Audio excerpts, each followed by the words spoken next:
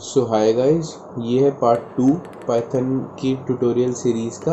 और जिसने भी पाइथन की जो ट्यूटोरियल सीरीज़ है उसका फर्स्ट पार्ट नहीं देखा है वो जाके प्लीज़ देख लेना। मैं डिस्क्रिप्शन लिंक डाल दूँगा।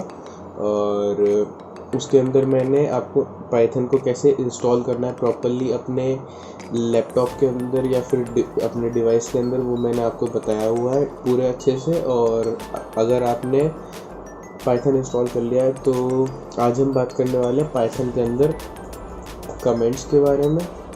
और हम बेसिकली देखेंगे कि हम पाइथन के अंदर कमेंट्स कैसे कर सकते हैं, और एक कोडर जो होता है, एक प्रोग्रामर होता है, उसके कोड के अंदर कमेंट्स क्यों ज़रूरी होते हैं, क्या सिग्निफिकेंस होती है कमेंट्स की हमारे कोड के अंदर। और उसके बाद हम साथ ही साथ बात करेंगे कब वेरिएबल्स की, और वेरिएबल्स के बाद हम बात करेंगे कांस्टेंट्स की। ठीक है, तो वेरिएबल और कांस्टेंट की बात करेंगे और हम कमेंट्स के बारे में बात करेंगे। तो हम जल्दी से फटाफट से अपना पाइथन आइडल खोल लेते हैं। और पाइथन आइडल खुलने के बाद हम लोग एक नई फाइल खोल लेते हैं। और पाइथन के अंदर कमेंट करने के लिए आपको बस हैश लिखना रहता है, और उसके आगे आप जो भी लिखेंगे वो आपका एक एज ऑफ कमेंट टाइप होगा। अब जैसे मान लो अगर मैं एक प्रोग्राम बना रहा हूँ जिसमें मैं लिखना चाहता हूँ हेलो वर्ल्ड, प्रिंट कराना चाहता हूँ मैं आउटपुट स्क्रीन पे, तो मैं कैसे लिख सकता हूँ, like program to print hello world. ठीक है, तो मैं ये स्पेसिफाई कर सकता हूँ कि मैंने इस प्रोग्राम के अंदर क्या कराना चाहा है। ठीक है, तो कोई भी अगर मेरे कोड को देखता है तो उसे पहले से ही पता लग जाएगा कमेंट देखते ही कि हाँ, इस जो कोड है इसके अंदर, इस पार्ट ऑफ कोड के अंदर हमने हेलो वर्ल्ड प्रिंट कराया है। अब हेलो वर्ल्ड प्रिंट कराने का प्रोग्राम तो जो है बहुत छोटा सा होता है, एक लाइन का कोड है, पर लेकिन जब आप थाउजेंड्स ऑफ लाइन कोड पढ़ते हो तो आपको बहुत आसानी रहती है अगर कमेंट्स हम डालते हैं, या फिर कोई और प्रोग्रामर आपका कोड पढ़ता है तो उसे आसानी रहती है और उसे समझ में आता है और रीडेबिलिटी बढ़ती है इससे। और कमेंट एक ऐसी चीज़ होती है जो कि हमारा कंपाइलर या फिर इंटरप्रेटर जो है इग्नोर करता है। और कंपाइलर और इंटरप्रेटर क्या होता है इसके बारे में हम आने वाली वीडियोस में अपने डिटेल में बात करने वाले हैं। और कमेंट भी दो टाइप के होते हैं बेसिकली, एक होता है सिंगल लाइन कमेंट और एक होता है मल्टी लाइन कमेंट। जो पाइथन लैंग्वेज होती है वो मल्टी लाइन कमेंट को सपोर्ट नहीं करती है, तो बेसिकली अगर हमें मल्टी लाइन कमेंट लिखना होता है तो हम ऐसे करते हैं कि सिंगल लाइन कमेंट का ही एक ग्रुप बना लेते हैं ताकि वो मल्टी लाइन कमेंट हो जाता है। सिंगल लाइन मतलब एक लाइन का कमेंट, और मल्टी लाइन कमेंट मतलब कि बहुत सारी लाइन्स का कमेंट, या फिर दो से ज़्यादा लाइन्स का कमेंट। ठीक है, तो कमेंट, मैंने कमेंट की सिग्निफिकेंस बता दी और कमेंट कैसे करते पाइथन के अंदर ये बता दिया। अब जो नेक्स्ट चीज़ आती है वो आती है हमारे पास बहुत ही इंपॉर्टेंट, जो कि है वेरिएबल। अब हम सभी लोग मैथ्स जब पढ़ते थे तो मैथ्स में हम कैसे लिखते थे, जैसे कि x इक्वल टू 5, और या फिर हम लिखते थे y इक्वल टू 7। ठीक है, और हमने मान लो लिख लिया z इक्वल टू 0।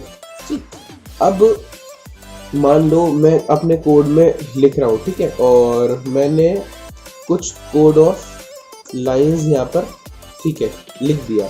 उसके बाद मुझे z की वैल्यू जो है चेंज करनी पड़ गई। अब मुझे z की वैल्यू में x प्लस y जो है वो स्टोर करना पड़ गया मुझे z की वैल्यू में। तो आप देखोगे कि पहले तो z की जो वैल्यू थी वो 0 थी, पर लेकिन एंड बाद में क्या हो गया, z की वैल्यू चेंज हो गई, z की वैल्यू x प्लस वाई हो गई, और x प्लस वाई अल्टीमेटली क्या आ जाएगा 5 प्लस 7 विच इज़ 11। तो z की वैल्यू हमारे पूरे throughout the program vary कर रही है, तो इसीलिए हम इसे कहते हैं वेरिएबल।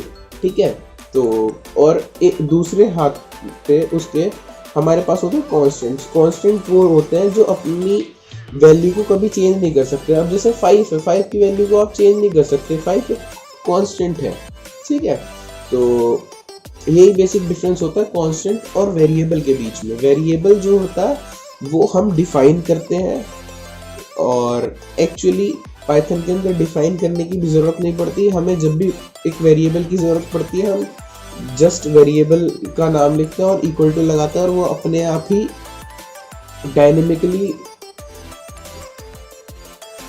डिक्लेयर हो जाता है वही वेरिएबल, और उसी डेटा टाइप में डिक्लेयर हो जाता है। अच्छा, अब जब हम वेरिएबल की बात कर ही रहे हैं तो हमें एक बहुत इंपॉर्टेंट चीज़ की भी बात कर लेते हैं, जो कि है डेटा टाइप। ठीक है, अब डेटा टाइप बेसिकली आप ऐसे समझ सकते हो कि आप जब डेटा कुछ भी देखते हो तो डिफरेंट डिफरेंट डेटा का टाइप होता है, जैसे कि वीडियोस होती हैं, ऑडियो फाइल्स होती हैं, और ऐसे ही इमेज फाइल्स होती हैं। ठीक है, तो ऐसे ही प्रोग्रामिंग के अंदर जो हमारे वेरिएबल्स होते हैं उनके भी डेटा टाइप्स होते हैं। ठीक है, उन डेटा टाइप्स में आते हैं बेसिकली इंटीजर, स्ट्रिंग और फ्लोट, जो कि बहुत बेसिक होते हैं। ठीक है, इंटीजर यानी कि जिसमें माइनस की वैल्यूज भी आ सकती हैं, प्लस की वैल्यूज भी आ सकती हैं। ठीक है, और जो फ्लोट होता है वो बेसिकली डेसिमल पॉइंट के लिए या फिर रियल नंबर के लिए या फिर फ्रैक्शंस के लिए यूज़ किया जाता है। तो जैसे अभी हम मान लें कि ए डी फॉर डेसिमल, ठीक है, d इज इक्वल टू 4.56। ठीक है, तो अब ये एक फ्लोटिंग पॉइंट है। ठीक है, या फिर ये एक डेसिमल नंबर है। ठीक है, और अगर मुझे इसका टाइप पता लगाना है, किसी भी वेरिएबल का हम पाइथन के अंदर टाइप पता लगा सकते हैं। प्रिंट के अंदर हमें लिखना रहता है टाइप, और टाइप के ब्रेसेस के अंदर लिखना होता है हमको, मान लो हमें x लिखना है। ठीक है, तो जब हम इससे रन करेंगे F5 से, तो मैं इसे पहले सेव कर लेता हूँ। तो अब ये क्लास इंट दिखा रहा है, यानी कि ये एक इंटीजर टाइप का वेरिएबल है। ठीक है, क्लास क्या दिखा रहा है, क्लास क्या होता है, वो अभी हमारा एक फर्दर टॉपिक है, बट हम यहाँ पर डेटा टाइप की बात कर रहे हैं। तो x का डेटा टाइप जो है वो एक इंटीजर है, क्योंकि 5 क्या है, 5 एक इंटीजर है, तो x भी इंटीजर टाइप का वेरिएबल है। ठीक है, तो जो कांस्टेंट का टाइप होता है वही वेरिएबल का भी टाइप होता है। अब मान लो मुझे d का डेटा टाइप देखना है, तो मैं d का डेटा टाइप देखूंगा तो वो फ्लोट आएगा।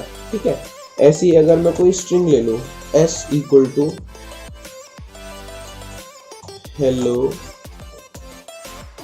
वर्ल्ड, ठीक है, तो मैंने ये एक स्ट्रिंग ले ली, और अगर मैं इसका डेटा टाइप प्रिंट कराना चाहूँ तो इसका डेटा टाइप स्ट्रिंग आएगा। ठीक है, str स्टैंड्स फॉर स्ट्रिंग। ठीक है, तो ये आज की इस वाली वीडियो में हमने कमेंट्स के ऊपर बात करी, वेरिएबल्स पता लगाए क्या होते हैं, कांस्टेंट पता लगा लिए क्या होते हैं, और अल्टीमेटली वेरिएबल्स के साथ साथ हमने डेटा टाइप्स की भी बात कर ली कि डिफरेंट डिफरेंट डेटा टाइप होते हैं पाइथन के अंदर, नेमली स्ट्रिंग, इंटीजर और फ्लोटिंग पॉइंट, जो कि आपको बेसिकली ज़रूरत पड़ेंगे। हालांकि पाइथन के अंदर और एडवांस्ड चीज़ें भी होती हैं, जैसे कि डिक्शनरी, टपल, लिस्ट, और जिनके बारे में हम इनफैक्ट इस वाली वीडियो सीरीज़ में आगे बात करने वाले हैं। तो इतना ही था आज की इस वाली वीडियो में। अगली वाली वीडियो में और कुछ इंटरेस्टिंग लेके आएंगे।